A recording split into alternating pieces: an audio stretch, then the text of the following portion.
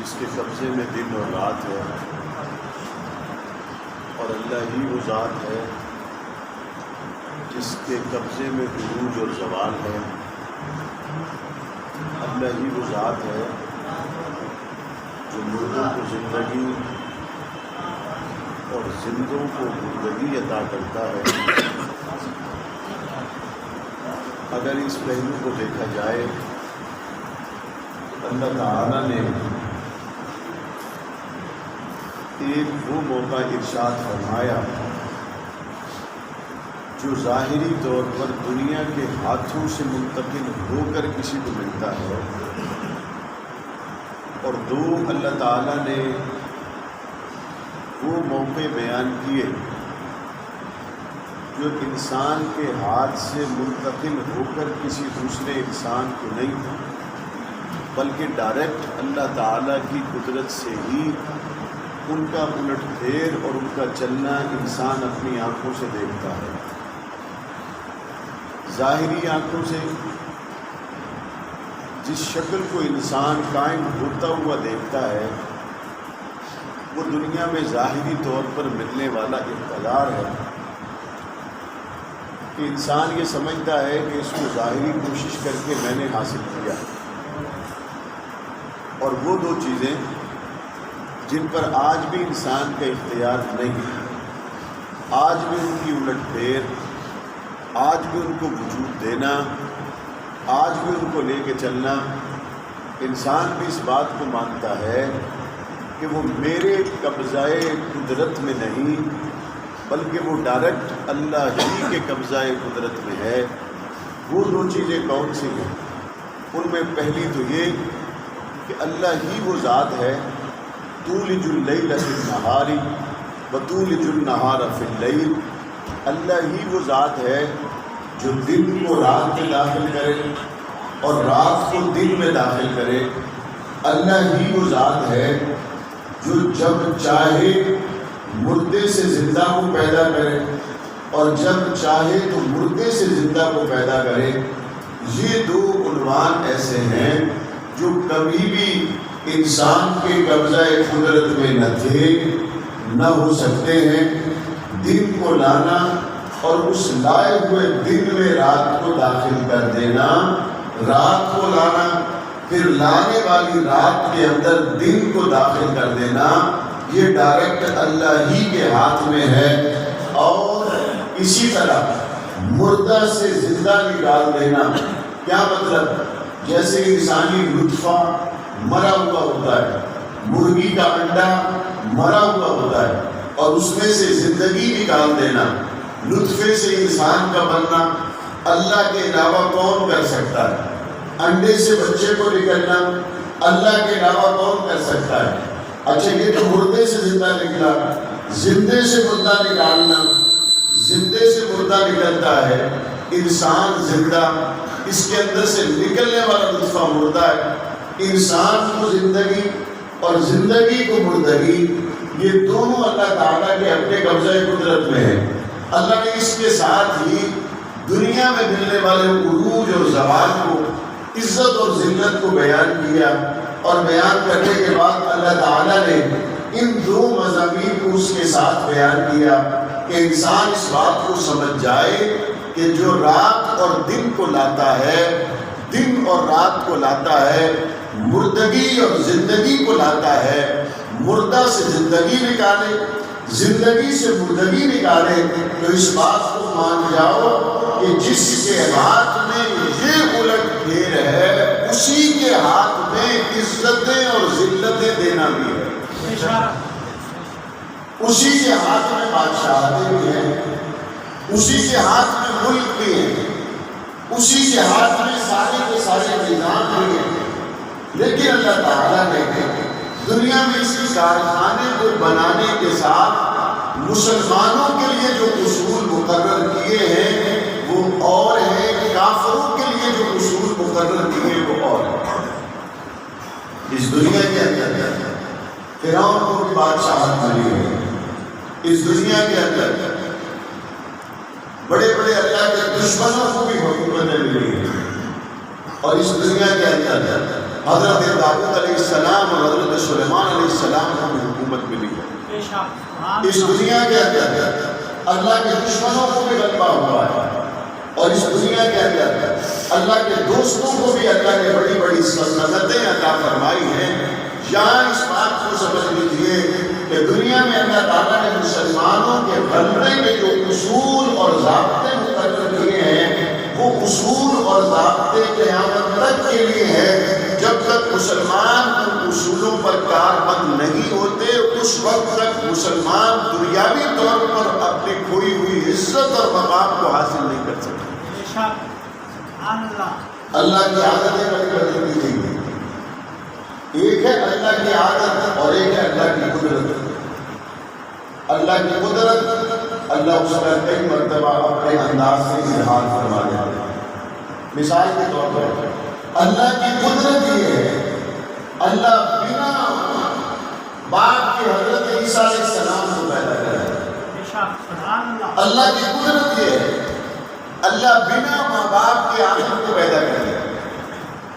اللہ کی قدرت یہ ہے، اللہ کسی پیغمبر کو 100 سال تک سلائے رکھتے ہیں، اور اللہ کی قدرت یہ ہے اس کے ساتھ ان کا گدھا ہڈیوں میں ڈھانچہ بن جائے اور کھانا اسی طرح کا وہ تازہ رہے۔ لیکن اللہ کی عادت یہ نہیں ہے، اللہ کی عادت یہی ہے کہ 2 ماں باپ ہوں تو بچہ پیدا ہوتا ہے۔ اللہ کی عادت یہی ہے کہ کوئی 100 سال تک سوتا نہیں ہے۔ اللہ کی عادت یہی ہے کہ سورج نے اس وقت طلوع ہونا ہے اور اس وقت ڈوب جانا ہے۔ ہاں قدرت یہ بھی ہے کہ کبھی ڈوب جائے تو اس وقت تک اللہ طلوع نہ ہونے دے جب تک اپنے پیارے حبیب کو معراج کا سارا سفر کروا کے واپس کرنا۔ قدرت رب کی اور ہے، عادت رب کی اور ہے۔ اللہ تعالیٰ حادثاتی طور پر، قدرتی طور پر کوئی فیصلہ کرتے اللہ کر سکتا ہے، اللہ قادر مطلق ہے، لیکن اللہ تعالیٰ نے مسلمانوں کے عروج کے لیے جو اصول بتائے ہیں، وہ اصول سب سے پہلے اللہ کی ذات اپنے لیے بھی پسند کرتی ہے کہ وہ لوگ جو دنیا کے اندر اللہ کی طرف سے دی جانے والی حکومت کو حاصل کرنا چاہیں اور اس راستے پر آئیں، تو عادت یہی ہے کہ سب سے پہلے اس طبقے کو اپنے آپ کو شرک سے پاک کرنا چاہیے۔ مشرک اللہ کا دوست نہیں ہو سکتا، شرک کے مرض سے نکلے۔ اور قرآن مجید میں جہاں اللہ تعالیٰ نے حضور نبی کریم صلی اللہ علیہ وسلم کو بھیجنے کی حضرت ابراہیم علیہ السلام کی دعاؤں کی شکل میں ہی کیوں نہ ہوا، بھیجنے کی بات کی تو وہاں پہ قرآن مجید نے صرف یہی کہا کہ جو آخری نبی ہم بھیجیں گے جو علمهم الکتاب، وہ کتاب کا علم ہوگا اور اس کتاب کا پڑھنا پڑھانا، اس کتاب کی تعلیمات وہ اپنے سامنے والے لوگوں کے سامنے بیان کریں۔ قرآن مجید نے صرف یہاں پہ بس نہیں کی بلکہ قرآن مجید کے تک ان کا تزکیہ کرے۔ آسان مثال میں تزکیہ کیا ہے؟ یہ جو ہم پڑھتے ہیں نا صفت ایمانی مفسر، کیا پڑھتے ہیں؟ ذرا میرے ساتھ مل کے پڑھے نا، ہمیں بھی پڑھنے کی خوشی ہو اور آپ کو بھی پڑھنے کی خوشی ہو۔ آمنت باللہ وملائکتہ وکتبہ ورسلہ والیوم الآخر والقدر خیرہ وشرہ من اللہ تعالی والباسطات الموت۔ اس کا ترجمہ تو آپ سب کو آتا ہوگا۔ میں ایمان لایا اللہ پر اور فرشتوں پر اور اللہ کی کتابوں پر اور اس کے رسولوں پر، اچھی اور بری تقدیر اللہ کی طرف سے ہے، اس پر میں ایمان، اور مرنے کے بعد جی اٹھنے پر، ان سب باتوں پر ہمارا ایمان ہے۔ ایمان ہے، لیکن یاد رکھیے کسی چیز کا علم ہونا اور بات ہے، کسی بات کا استحضار ہونا اور بات ہے۔ سبحان اللہ۔ استحضار میں اور علم میں بڑا فرق ہے۔ آپ کہیں گے استحضار اور علم کیا ہوتا ہے؟ ایک آدمی جس کا والد فوت ہو جائے دوسرے دن آپ اس سے ملنے جائیں تو وہ رو رہا ہوتا ہے، اس کے آنسو نہیں رکتے، اس کی آواز بلند ہوتی ہے اور وہ نڈھال ہوتا ہے، کھانا نہیں کھا رہا۔ کیوں؟ اس کو اپنے والد کے مر جانے کا علم بھی ہے اور اس کو والد کے مر جانے کا استحضار بھی ہے۔ 1 سال کے بعد آپ اس کو ملے، آپ نے دیکھا کہ کھانا کھا رہا ہے، پانی پی رہا ہے، دکان پر بیٹھا ہوا ہے، ناپ تول کر رہا ہے۔ آپ نے کہا ارے والد صاحب واپس آ گئے کیا؟ انہوں نے کہا نہیں، والد صاحب کے مرنے کا علم تو ہے لیکن ویسا استحضار اب باقی نہیں رہا، ویسا استحضار باقی نہیں رہا۔ اب آپ کو سمجھنا آسان ہوگا، ہر کوئی مانتا ہے اللہ ہے، ہر کوئی مانتا ہے مرنے کے بعد جی اٹھنا ہے، لیکن کسی کو حبشے کے کالے بلال کی طرح استحضار بھی تو ہو۔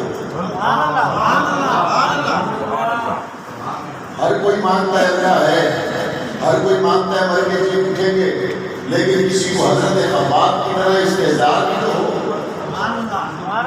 ہر کوئی کہتا ہے نماز جنت کی چابی ہے، لیکن کوئی محمد کے اس صحابی کی طرح نماز پڑھ کے دکھائے جس کو تیر لگتے رہے لیکن نماز نہیں توڑی۔ ہر کوئی کہتا ہے اللہ کے راستے میں ہوں، لیکن اللہ کے راستے میں چلنے میں کوئی استعداد تو ہو جو حضرت سلمان فارسی کو تھا۔ وہ استعداد نہیں ہے، اس استعداد کو قائم رکھنا مسلمانوں کی اصل روح ہو سکتی ہے، اور اس استعداد کے بعد ہی حقیقی اعتبار سے ہم اپنا وہ سفر طے کر سکتے ہیں جس سفر کا قرآن مجید ہم سے تقاضا کرتا ہے۔ صرف قرآن مجید کو پڑھ لینا، اس علم کا آ جانا، اس علم کو اپنے اندر پختگی سے بٹھا لینا، استحضار ضروری ہے۔ استحضار کی کیفیت بھی ہونی چاہیے۔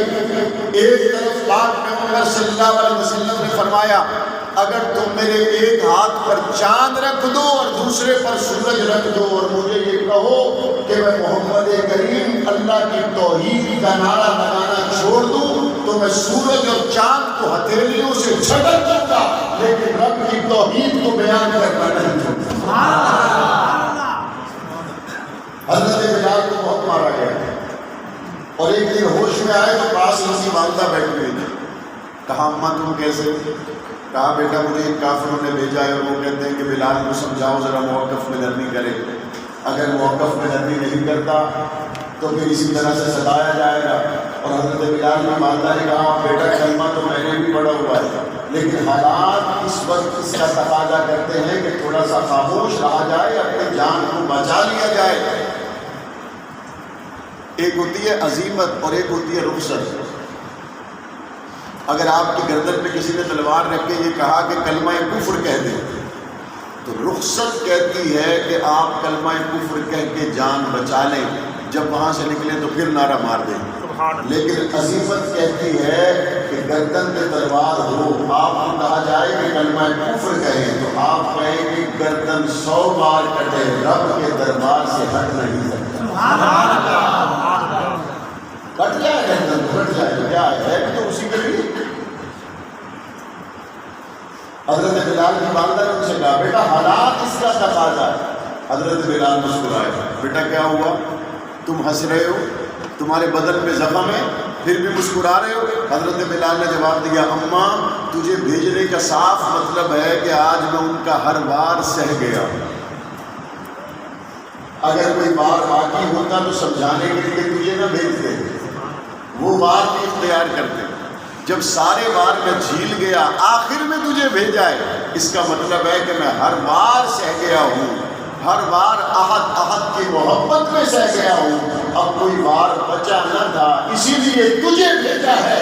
جب تک بلال کی جان میں جان ہے رب کی توحید کا ڈنکا بجاتا ہے۔ میرے نبی علیہ السلام نے 13 سال صحابہ کرام کی یہاں پہ تربیت فرمائی۔ وہ ایک ریت کا گولا جسے آپ ریت سے اٹھائیں اور ایسے بنا لیں اور بنانے کے بعد آپ اس کو شیشے میں مارے تو شیشہ ٹوٹ جائے گا، تو فوراً چھوٹے چھوٹے ذرات کی شکل میں شیشے کے ساتھ ٹکراتے ہی دوبارہ زمین پہ آ جائے گا۔ دیوار توڑنا تو درکنار، ریت کا گولا اگر آپ بنائیں تو اس سے شیشہ بھی نہیں ٹوٹتا، لیکن اسی ریت کے گولے کو، اسی مٹی کے گولے کو اگر تھوڑا سا پکا لیا جائے، تھوڑا سا بنا لیا جائے، تھوڑا سا سجا لیا جائے اور تیار کر لیا جائے، اس کے بعد جب اسی کو مارا جائے گا، اب شیشہ تو کیا اس کے سامنے ہو سکتا ہے، چٹان بھی نہ ٹھہر سکے۔ 13 سال میں نبی کریم صلی اللہ علیہ وسلم نے اپنے صحابہ کرام کو ایسا تیار کیا، شرک نہیں تھا، اعمال صالحہ میں تھے، اللہ کے سامنے کھڑے ہونے والے، رونے والے اور گڑ گڑانے والے، اللہ سے تعلق مضبوط کرنے والے، آپس میں پیار اور محبت کا ایسا خوبصورت گلدستہ بن جانے والے کہ قرآن کی شان میں خود کہے رحماء بینہم، آپس میں نرم ہیں، اشداء علی الکفار، کفار کے مقابل سخت ہیں۔ حال یہ ہے کہ تعداد 313 اور تیاری یہ ہے کہ 7 سے زیادہ تلواریں کوئی نہیں، لیکن محمد کی تربیت کا اثر یہ ہے 1000 کافروں کے مقابلے میں ایسے ڈٹ گئے، پاک پیغمبر کے صحابہ کو اللہ نے وہ فتح عطا فرمائی جو آج تک محمد کے صحابہ کی شان میں دکھی۔ مسلمانوں کے عروج کے راستے اللہ تعالیٰ نے بڑے واضح کیے۔ قرآن مجید کو صرف پڑھ لینا، چوم کر اونچی جگہ پہ رکھ دینا، اس سے مسلمانوں کو اقتدار نہیں ملے گا، یاد رکھیں۔ قرآن مجید کو سمجھیں، قرآن مجید پہ عمل کریں۔ جب تک تزکیہ کا انتظام نہیں ہوگا، تزکیہ نفس نہیں ہوگا، اعمال صالحات کے لیے اٹھنے والے قوم نہیں ہوگی، اٹھنے والے لوگ نہیں ہوں گے، شرک کے مرض سے نکلنے والے لوگ تیار نہیں ہوں گے، جب تک اللہ کے سامنے رات کو رونے اور گڑگڑانے والے لوگ نہیں ہوں گے، جب تک رب سے صلح کرنے والے لوگ نہیں ہوں گے، اس وقت تک کسی جگہ پر اللہ تعالیٰ اپنے لوگوں کو وقتی عروج عطا فرما دے، یہ بات اور ہے، لیکن حقیقی غلبہ اگر مل سکتا ہے تو انہی لوگوں کے ذریعے مل سکتا ہے جن کے پاس کتاب کا علم بھی ہو اور ان کا تزکیہ ہو چکا ہو۔ اگر ان کے پاس کتاب کا علم نہیں ہے اور اگر ہے تو ان کے پاس تزکیے کی دولت نہیں ہے، ایسے لوگ اگر ٹھہریں گے بھی تو تھوڑی دیر کے لیے ٹھہریں گے، زیادہ دیر تک نہیں ٹھہر سکتے۔ آپ کہیں گے مولانا آج کے دور میں ایسے لوگ کہاں ملیں گے؟ میں نے کہا دور نہیں، یہ تمہارے پاس کے پہاڑوں میں ملیں گے، سبحان اللہ، پاس کے پہاڑوں میں ملیں گے۔ قریباً 20 سال پہلے ایک فون کال پرویز مشرف کو آئی، اور وہ فون کال یہ تھی کہ تم ہمیں اڈے دے دو وگرنہ ہم تمہیں پتھر کے دور میں دھکیل دیں گے، اور وہ کانپنے لگے۔ یہ کون کانپ رہا ہے؟ جو کہہ رہا تھا کہ مجھ سے بہتر بہادر اور ٹریننگ یافتہ اور جناب جنگی مہارتوں کو سمجھنے والا اور دنیا میں ہے کوئی نہیں، اور جن کو اڈے لے کر مارنا تھا وہ لوگ کون تھے؟ جن کا کبھی یہ دعویٰ ہی نہیں رہا تھا کہ ہم بہت بڑی طاقت ہیں، جن کا کبھی یہ دعویٰ ہی نہیں تھا کہ ہمارے پاس بہت بڑا اسلحہ ہے، جن کا یہ دعویٰ ہی نہیں تھا کہ ہمارے پاس بہت بڑا ساز و سامان ہے، لیکن ان کا یہ دعویٰ ضرور تھا کہ ہم اللہ کی زمین پر اللہ کے بندے ہیں۔ ان کا یہ دعویٰ ضرور تھا کہ ہم اللہ کی زمین پر چلنے والے محمد کریم کے غلام ہیں۔ ان کا یہ دعویٰ ضرور تھا کہ ہم سب کچھ دے سکتے ہیں، لیکن حضور کے نظام پر اور حضور کے مہمان پر سمجھوتا کرنے کے لیے تیار نہیں۔ پھر کیا ہوا؟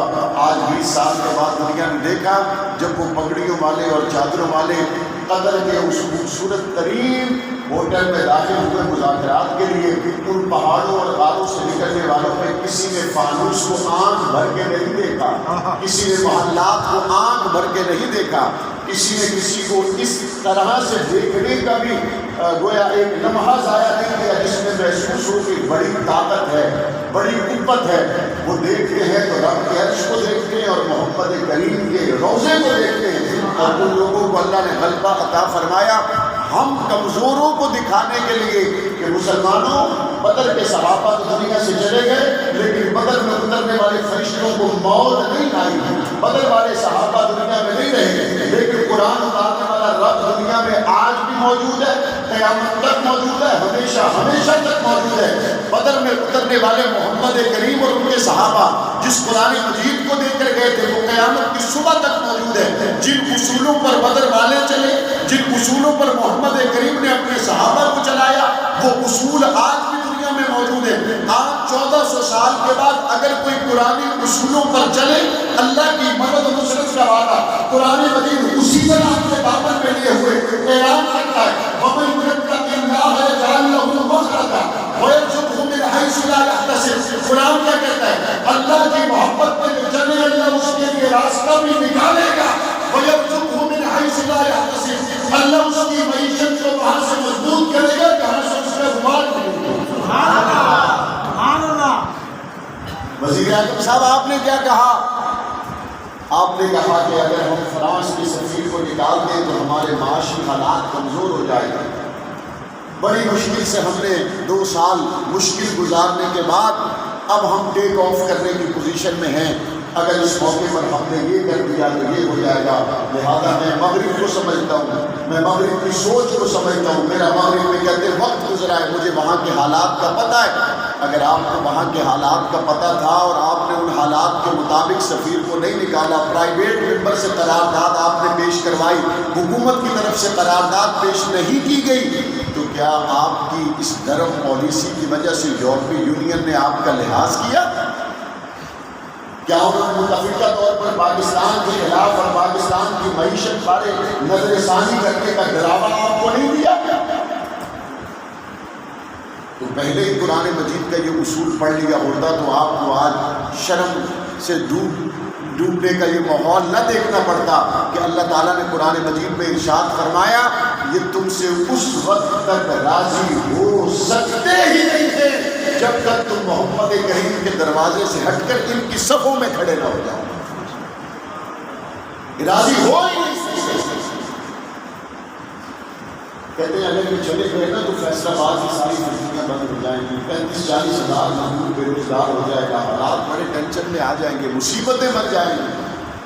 ہم نے کہا بات سنو، آج جب کوئی بندہ گھر سے گھر آتا ہے نا تو اس کی دیہڑی نہیں لگتی تو وہ اپنے بچوں کو آگے کہتا ہے بیٹا آج تمہارے باپ کی دیہڑی نہیں لگی. تو ہمارے ملک میں کیا ہوتا ہے، جب باپ یہ کہے دیہڑی نہیں لگی، کام نہیں ملا، تو لوگ جھولیاں اٹھا کے وقت کے وزیر اعظم کو گالیاں دیتے ہیں کہ تیری وجہ سے بیڑے غرق ہوئے ہیں، تیری وجہ سے ستیاناش ہوا ہے، تم حضور کی آبرو پہ پہرا دیتے.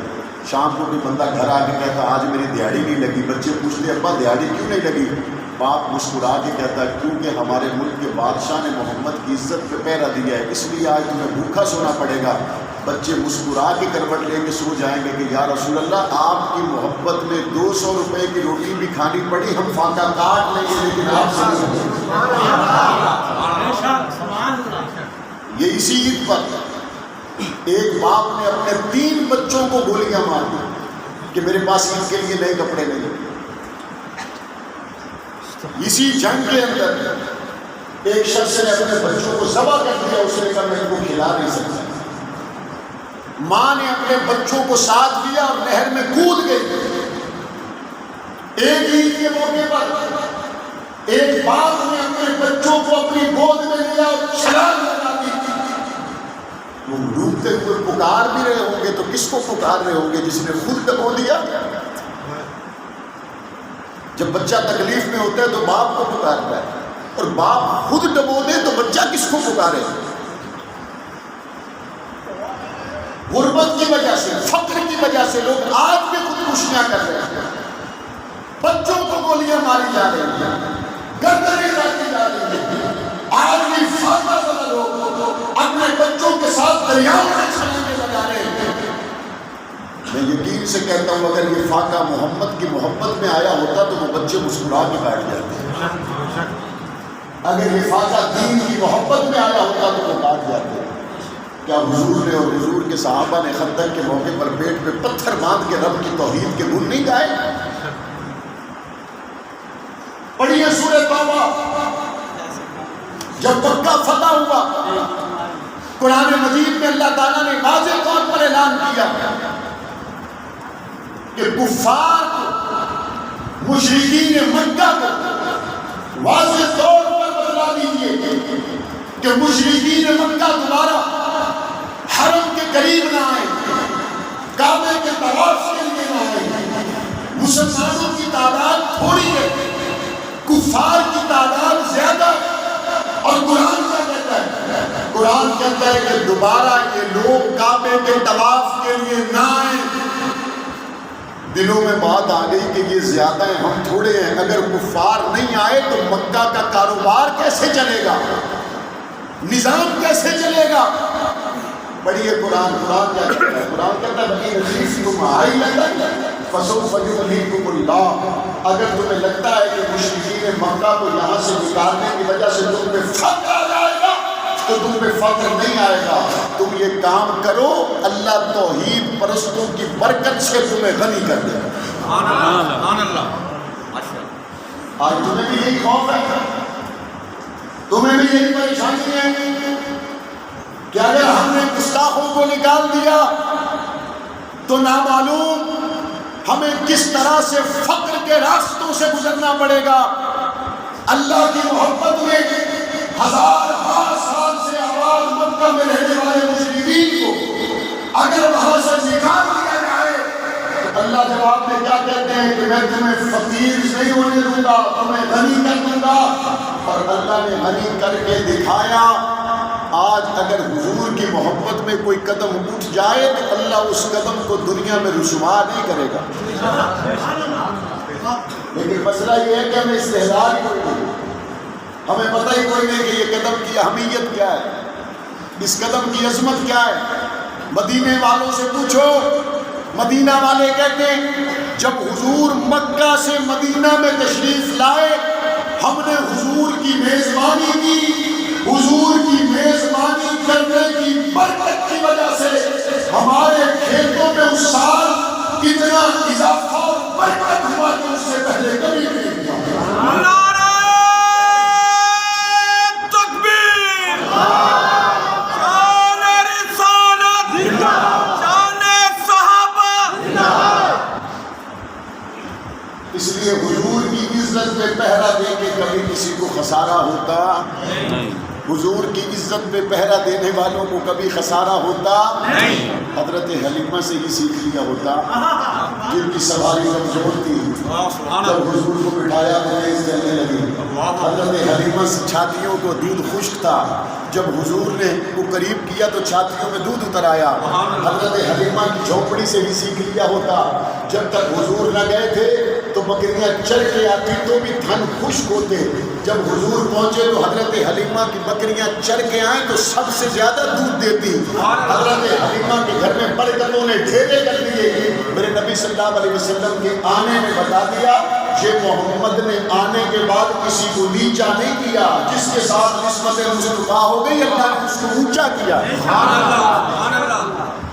حضور کی نسبت سے کوئی نیچے ہو سکتا نہیں، یہ تو یوں اونچے ہوتے ہیں کہ رنگ کا کالا بھی ہو، غلام کا بیٹا غلام بھی ہو۔ جب نسبت مصطفیٰ کی مل جائے تو اللہ کے رسول نے فرمایا بلال کعبے کی چھت پر چڑھ کر اذان دو کہ دنیا کو پتہ چل جائے میں محمد دنیا کو نیچا کرنے کے لیے نہیں اونچا کرنے کے لیے۔ حضور کی نسبت کبھی کسی کو نیچے کر سکتی ہے؟ نہیں۔ حضور کی نسبت اونچا کرتی ہے یا نہیں کرتی؟ بلند کرتی ہے یا نہیں کرتی؟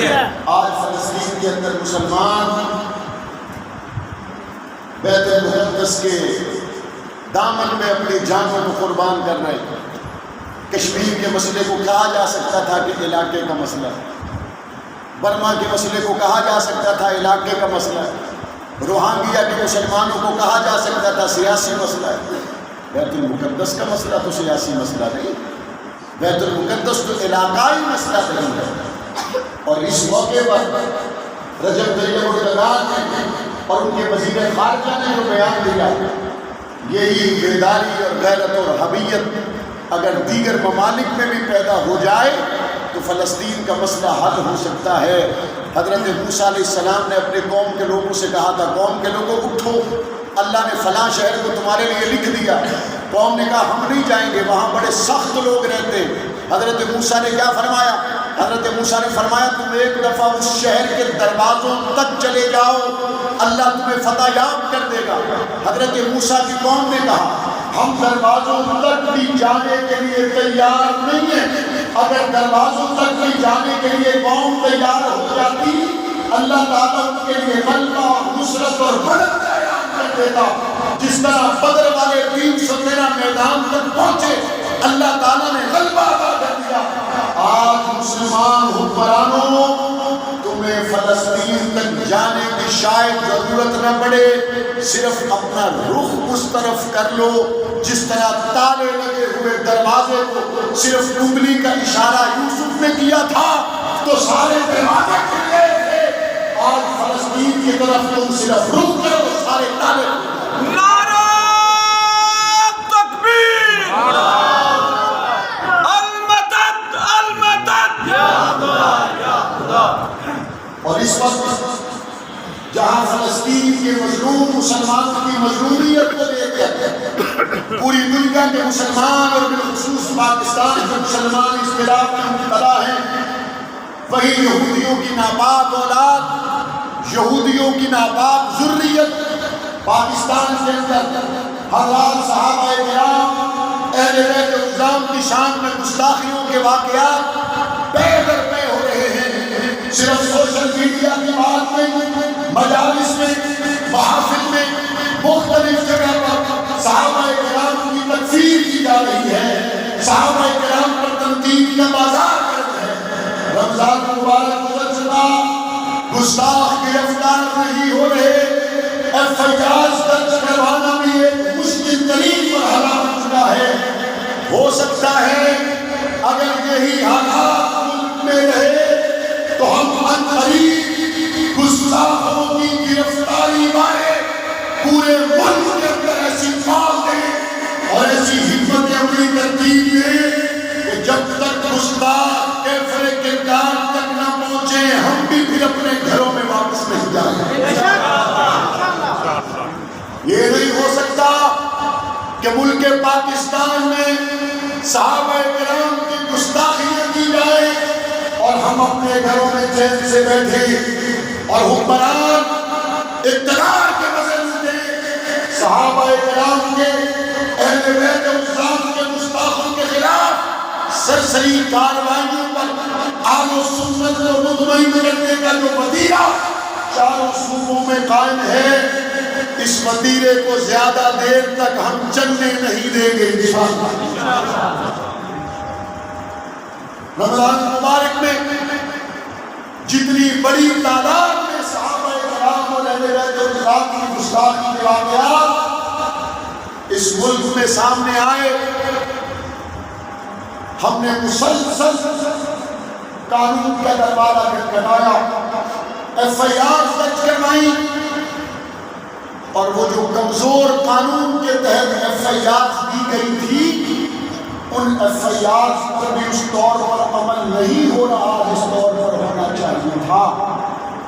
ہو سکتا ہے کہ ہم پورے ملک کے جید علماء کرام سے رابطے کریں اور ہم یہ طے کریں کہ جب تک گستاخ صحابہ, گستاخ اہل بیت جن کو قانونی طور پر ایف آئی آر میں لکھ دیا گیا ہے اور ان کی گستاخیوں کے باقاعدہ ثبوت موجود ہیں, ہو سکتا ہے ہم ایسا لاہ عمل طے کریں کہ جب تک ان کو کیفر کردار تک نہیں پہنچایا جاتا اس وقت تک ہم باقاعدہ منظم تحریک کا اعلان کریں. صحابہ کرام کی حرمت کے تقدس کے لیے مشائخ اکابر علماء کرام اگر اس طرح کی کسی بھی حکمت عملی اور تحریک کا اعلان کرتے ہیں تو آپ ساتھ رہیں گے انشاءاللہ, تیار رہیں گے انشاءاللہ, لانگ مارچ کی شکل میں ہو تب بھی تیار رہیں گے انشاءاللہ, پورے ملک میں دھرنوں کی شکل میں ہو تب بھی تیار رہیں گے انشاءاللہ, اسلام آباد کی طرف رخ کرنا پڑا تب بھی تیار رہیں گے انشاءاللہ, کراچی اور پشاور اور کوئٹہ کی طرف رخ کرنا پڑا تب بھی تیار رہیں گے.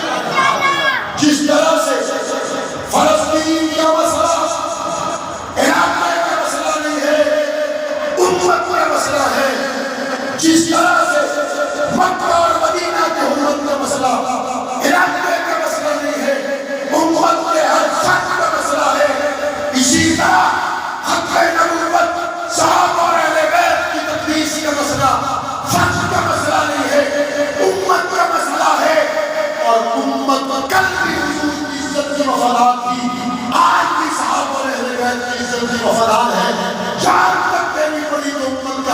مہیا کریں. نعرہ تکبیر، جو تخت و ختم نبوت، شان رسالت، شان صحابہ، دادا اہل سنت بابی اعظم، للکار ہے.